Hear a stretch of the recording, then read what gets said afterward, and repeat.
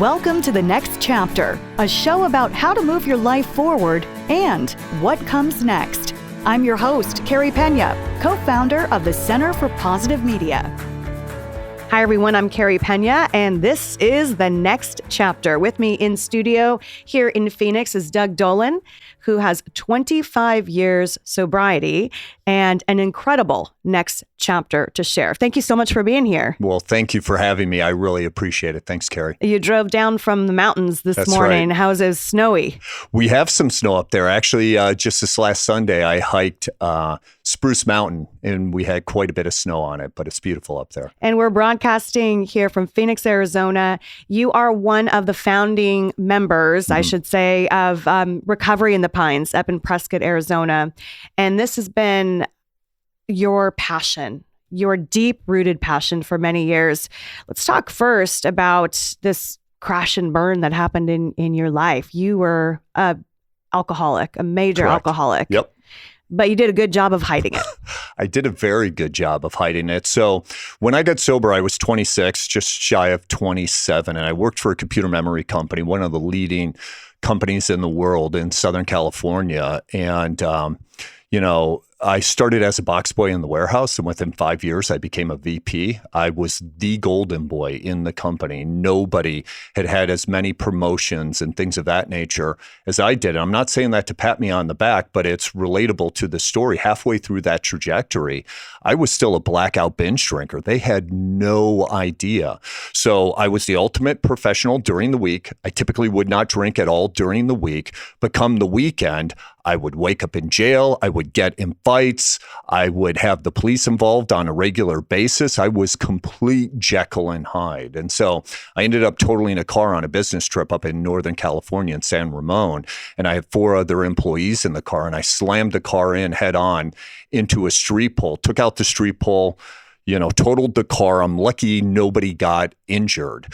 But when the police had then called my boss at that time to tell him what had happened, my boss started arguing with the police, saying, it's not possible. You got the wrong guy. Cannot be Doug. As a matter of fact, he thought I was being so responsible that I was taking the heat for somebody else in the car. And it's like, you think I'm going to take a DUI for somebody else? That's like, no, it's me. You did such a good job hiding. Absolutely. Now, how do you go about 5 days of work, not drinking? I mean, didn't you have urges through the week? I mean, how does that type of alcoholism take hold? Yeah. And so, and thank you for that question, because there's different types of alcoholics. Some are the consistent drinkers throughout the week, and they can't go without it. I was the blackout binge drinker, and I estimate probably around 500 times that I've blacked out. Wow. And so what would happen is it's all about passion and purpose for me.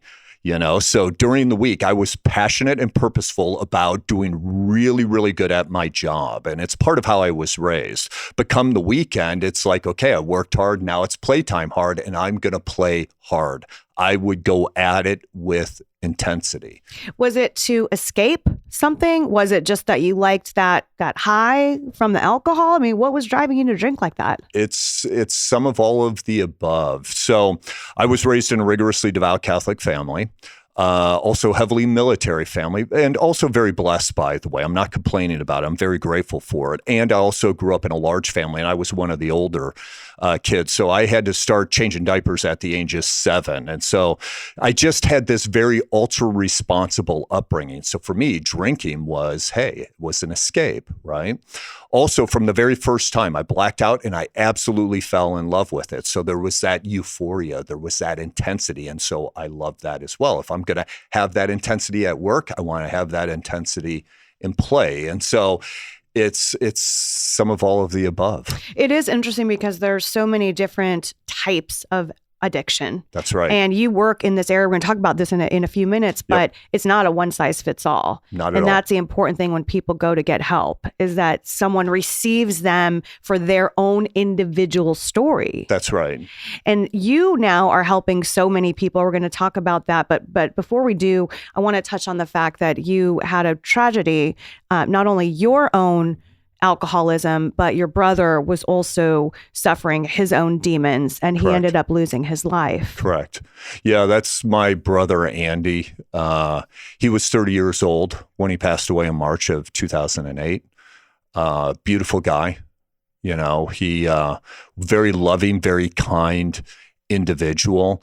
He wrestled with demons earlier on, and he had issues. He was into cocaine and heroin when he was younger, and then he went to a couple of programs, got sober for a period of time. But then he had a GI issue, and a doctor wrote a prescription for him for pain, and he was back off to the races again. And so, unfortunately, his wife, Sarah, was finding empty pill bottles hidden all over the house. Wow. He was pharmacy hopping at that time. We didn't have as good of controls on, being able to contain that as we do today. And I'll never forget, I saw him 30 days before he passed away. I told him exactly what was going to happen. He still didn't want to get help. And 30 days later, 1:00 in the morning, I'm getting a frantic screaming call from his wife, Sarah, in the middle of the night, and just begging, not knowing what to do, and hearing that terror and that desperation, that helplessness, realizing he's either already dead or he's dying right now, and there's nothing I can do about it. So that was very intense experience. And by the way, so now I'm the first one in the family to know he's gone, and I've got to call and I've got to tell my parents. And if you're getting a call, so my parents live in upstate New York, so it's 1:00 in the morning our time, 4:00 in the morning their time. If you're getting a call at 4:00 in the morning, it's not good news, right?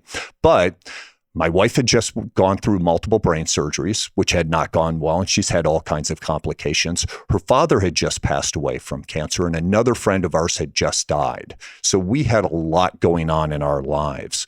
But I call my parents, and my mom literally picks up the phone, and the first words out of her mouth were, "What's wrong? Is Andy dead?" Oh. Because that's what we have, a contagious illness. As we drink and as we use, I can tell you so many family members that I've talked to that are like, I'm waiting to get that call, and they're walking around trying to live their lives, go about their jobs, go to the grocery store, whatever it may be. And you just have this constant invasive, just like fear and panic. When am I going to get that call? For family members and loved ones of addicts, it's like having PTSD. I mean, it's just constantly, you would be on alert, what you're describing. Right. Yes. So let's talk about your next chapter. As you began your next chapter, how did you start to, first of all, heal from all that multi-layered trauma?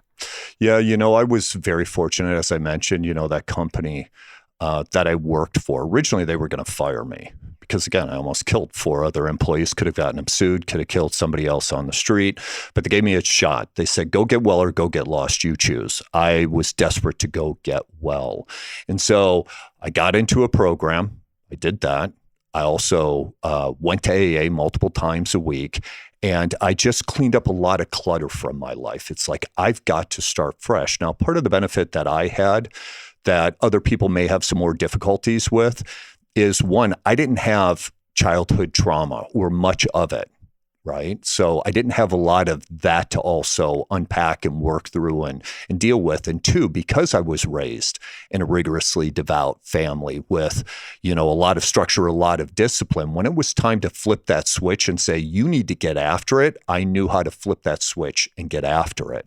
What do you think that was, though? I mean, even someone disciplined like yourself, maybe even military style, still, these are strong internal urges that had taken hold of your life for years. Yeah. When you say you were looking that the blackouts brought you a high, that's frightening, right? Yeah. So what did you do? What did you tap into inside yourself? Yeah. There were a couple of different things. One is, in our 12-step literature, it's called a psychic change. In our Christian faith, it's called renewing of the mind. So it's like a switch that's flipped. I went from the belief that in every bottle, there was fun, there was freedom, there was a party, there was problem resolution, it was whatever. Like, alcohol really became just about my best friend, if not my best friend.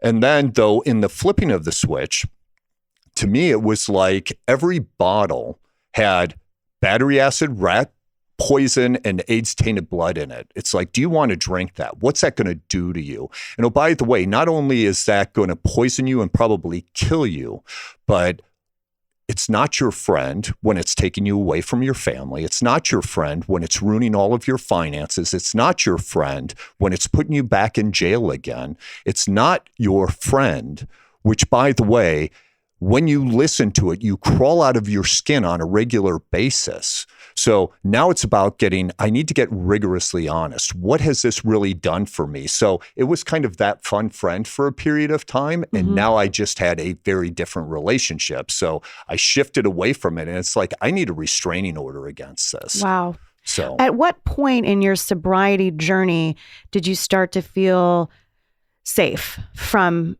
alcohol? Yeah. I get this question on a regular basis, and this is why I challenge people. 30-day programs are not enough. I didn't start to have some comfort and a level of confidence. I don't want to say cockiness. In my 25 years of sobriety, I've never said, I've got this. So, but there was a certain starting to believe in myself at about 2 years. And so people who are like, hey, you are going to, in a number of cases, start to feel somewhat physically better inside of 30 days. It's like, yeah, but now the work's going to begin. This isn't, I just need to feel better and everything else is okay, especially if you've got trauma to deal with or other things that you need to work through, right? It's hard. Oh, it takes time. Yes. Yeah. In all the reporting I've done on this, you realize what a personal struggle it is for people on a daily basis. It is nice. On Twitter, and if you follow me on Twitter at Carrie Pena TV, but I'm fascinated that there is a pro-sobriety movement going on, that a lot of the shame and judgment have been removed because a lot of people are speaking out like, hey, I don't want to drink. Maybe they weren't alcoholics, but they're just saying, I want a healthier lifestyle. That's right. So you guys have this place, you and Albert Black and his lovely wife, Karen, started this recovery in the Pines. And it's like a no frills, like brass tacks. You got to be ready to get sober. And it's not just about substances. It's about a lot of addictions that go hand in hand, right? Yes. So tell us about Recovery in the Pines and why you feel that this approach is unique. Yeah. So, a couple of different things I believe is unique about what we do. One is we're long-term. And so by long-term, average stay for most people, we engage them for a year. Now, some of that may be 90 days to 6 months in our population, and then we work with them remotely. In other cases, they're with us for a full year. And that's to walk people through a really healthy transition of, hey, how do I come out of this crisis mode? How do I stabilize mentally, emotionally, physically, spiritually? Now I need some education. What led to this? And you also need to teach them a new way of living. Because it's not just about stopping the old. It's like, okay, so what am I going to do different? Did it help you when you finally started speaking your truth, admitting your flaws, talking about your story? I mean, there's some accountability there then. Absolutely. And I was willing to get rigorously honest. If you can't get honest, you can't get well. You can kind of shift maybe some in that direction, but ultimately you won't get well. And so I am not only a recovering alcoholic, but I'm also a recovering perfectionist. So, as you've noticed, but it was getting rigorously honest. And it's like, why am I shooting for perfection? It's a trap. I'll never get there. There's a big difference between trying to be a perfectionist and setting a high standard and trying to operate in excellence. So you can do that and know I'm going to blow it. As a matter of fact, they've done studies around you succeed 85% of the time and fail 15% of the time in your actions when you truly, truly learn. Because if you're not failing at anything, you're not trying anything. That's right. You're not expanding yourself out. So failure is important as a way to heal, as a way to grow. So since you have gone through this journey yourself, as has your partner, Albert, who's a former cocaine addict and nearly tanked his whole family. Yep. What is your life like today? What is your next chapter like? Yeah. You know what? I'm blessed in so many different ways, and yet there's still a whole lot of life challenges, right? So part of what I do is I work on me every day, something mentally, emotionally, physically, and spiritually. And I don't do it because always necessarily that there's something wrong. It's kind of like being in shape. Hey, I just want to be in better mental, emotional, physical, spiritual health. And so I'm blessed. I have a really good family. I'm blessed I have great friends. I'm blessed that I have a calling today, which I'm immensely passionate about in the work that I do. And yet I see some people make it and I see others not. And, you know, working through that, my own personal struggles. My wife just recently, completed radiation treatment for a brain tumor. We've been through a lot of other struggles in our lives. But the next chapter is I'm immensely curious at how this is going to grow. I'm blessed in doing more speaking engagements and getting more and more of the word out there. I'm in the process of developing an online program and an app, not only for people in recovery, but also for people just of personal development or people who may be struggling with certain mental health things. And so I'm just excited about what's, possible before me. I think it is so beautiful that you talked about it doesn't always have to mean that you need to fall down to implement habits. Mm-hmm. Creating good habits day after day. It's like a lot of folks who maybe they lose weight. Mm-hmm. And then once they lose weight, they're like, oh, I'm good. And then slowly the bad food starts creeping in. So what you're saying is get ahead of it. Right. Operate at this higher level and keep pushing yourself that direction. That's right. It's like what I love David Goggins. I know we've talked about this, but he talks about that radical accountability and you can't let it slide. You can't let it slip. Not that you have to be perfect, but having this level of, I know I can always rise up a bit more. Right. Absolutely. And I'm a huge believer in that too. So, the people who come through my program, I have a process that I take them through on how to create a definition of the best version of them. And it's all internal characteristics that are something that's 100% inside their control, because we need to go back internally before we go to work on the things externally. If we only work on the external things and we're still, wrestling with so many things on the inside, that's like, kind of putting something over a cancerous tumor. The cancer is going to spread again, and it's just going to invade all the other areas of your life. And so I'm a huge believer in, hey, just stay after it. And it's not also out of, like I said, I don't do it out of fear. I do it out of immense curiosity. I'm interested to see how much better can my life get, because I went the other way where my life was shrinking on me. Yes. The more we're in addiction, the more we're, declining in mental health, doors start closing off to us, whether it's truly people are shutting themselves off to us or we're just perceiving that. The more that you get well, it's amazing how much more life opens up and expands. And that I'm immensely curious by. And where can people find you guys? Yeah. So you can call either my partner or me, and I'll give you out our cell phone. So Albert's cell phone number is 928-308-4311. My cell number is 928-910-9608.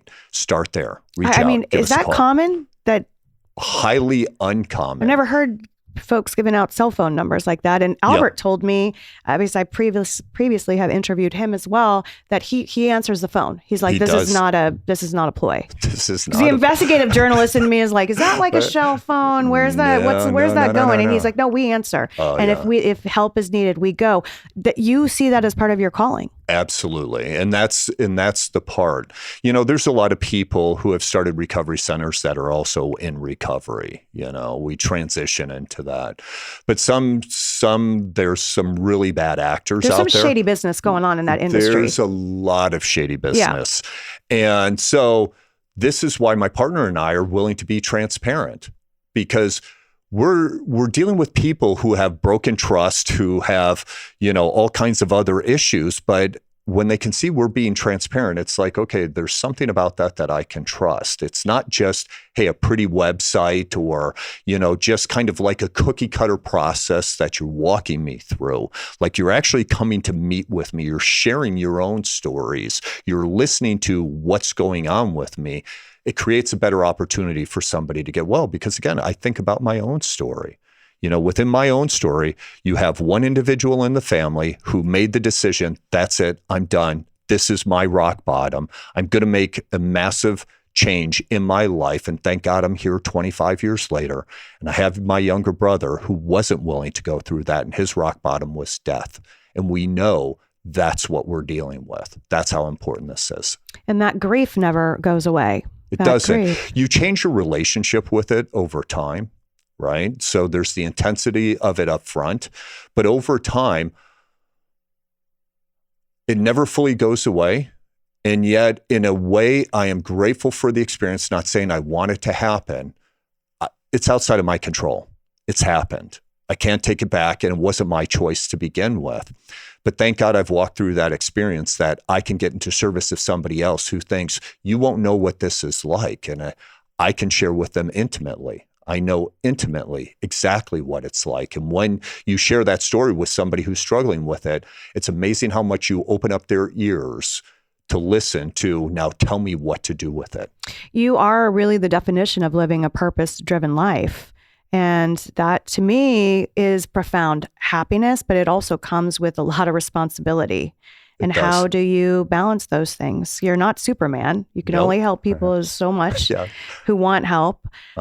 It's like being a journalist. You know, I go to tell these stories, and I think sometimes that will help the family. And I just see so much trauma, and sometimes I find myself just internalizing that. So it does impact you, but to the degree it impacts you is how you can process it. And that's why I work on me every day, because I know I'm going to go into deep, dark places. We've dealt with the most horrific of situations, but this is my calling. So if I'm going to go there, I better work on me, and train, again, strengthen me mentally, emotionally, physically, spiritually. But what I also know is, again, like my brother, I knew when he rejected that offer for help, that's probably the last time I'm going to see him alive. And unfortunately, it was true. But I also knew it was 100% outside of my control. All that was in my control is to speak truth, to offer the opportunity, to try to build that connection, maybe, hopefully influence him to making a healthy choice. But the choice was 100% outside of my control. And so it doesn't have the same pain as if it were in my control and I blew it and he died. I understand what you're saying. Then if it's just, that's not my choice. All I can do is exactly what I did. And for that, I'm actually grateful. It lessens the grief. Had I known what I did and I didn't say anything to him, and then he died 30 days later, my grief would be very different than it is today. We only have a few minutes left. Yep. I feel like you have so much to offer. But I have a couple final questions. One is, how do you reserve judging people? Because that's got to be a big part of it. And people come to you probably having done some awful stuff. I know you deal with, sex addiction, pornography. All of it. All of those things. And those things can take you into a pretty dark world. Mm-hmm. How do you approach people and not judge them? Yeah. So I'm immensely curious. I think part of the benefit for me as part of my background is as an actor. And so it's allowing to take on these different perceptions and beliefs and emotions and actions of somebody who's, wholly unrelated to me, and be curious about how did they get that way. So one is that curiosity. Two is to know none of us are perfect. And so I am to discern certain things as I collect evidence. But it's not going in with an opinion and then seeing the evidence that fits that opinion. It's going in and it's being like, I just want to collect the evidence for what it is and what does it tell me. So now hopefully I can be of maximum service to you. Mm-hmm. And so, if we were really to shine the light on everybody, if you could see into everybody's lives and all of the things that they've done, you would be amazed, right? There's no perfect people walking around. And so I'm here. I feel called to work with the broken, and I can't do that if I'm being judgmental of them. Yeah, it takes a lot of compassion. Compassion, empathy. But what you have to watch is compassion and empathy are good things up until a certain point. And what I mean by that is, so I approach people with empathy and compassion, but I'm going to ask something of them. I'm going to ask them to take responsibility for themselves and their actions. And again, let's say they've had trauma. I get these things have happened to you, but you're now an adult. You're responsible for your life. And I need you to get into healthy action because nobody else can do it for you. Now, that's their choice. They can say, I'm not doing that. People who don't then draw that healthy boundary, that empathy and compassion can turn into anger. It can turn into resentment. It can turn into apathy. It can morph into all kinds of unhealthy things. I don't want that to happen. So if they do take responsibility and get into healthy action, I'm all in. If they don't, I can detach with love because I don't want it to poison my empathy and compassion for them. Because I know they're unwell, they're making an unhealthy decision. And I also don't want to poison it for other people that I'm going to go work with. And what would be your final words to the audience? I love that, move to healthy action. What would be your final words of inspiration to people? I think it really starts with guilt and shame aren't going to change anything in a healthy way. If I can just get to that moment of brokenness to just say, I'm human. I've made mistakes, but so is everybody else. I just need to find the people that understand how do I work through this? I'm not going to figure it out on my own, right? Please reach out for help. Again, there is a lot of empathy, there's a lot of compassion, and there's a lot of experience and knowledge, and we've seen a lot of success. And we want people to be able to tap into having a massive transformation as quickly as possible and get them on to becoming the best version of themselves. They're not going to figure it out on their own. And so we're here to help. All it takes is start with the conversation. Doug, thank you so much for being here. Again, it's Recovery in the Pines. Doug is one of the founding members, the co-founders. And whether they reach out to you, Albert, or someone else, you're saying just make that first move. Please. Thank you for being here. And thanks to all of you for watching The Next Chapter. I'm Carrie Pena.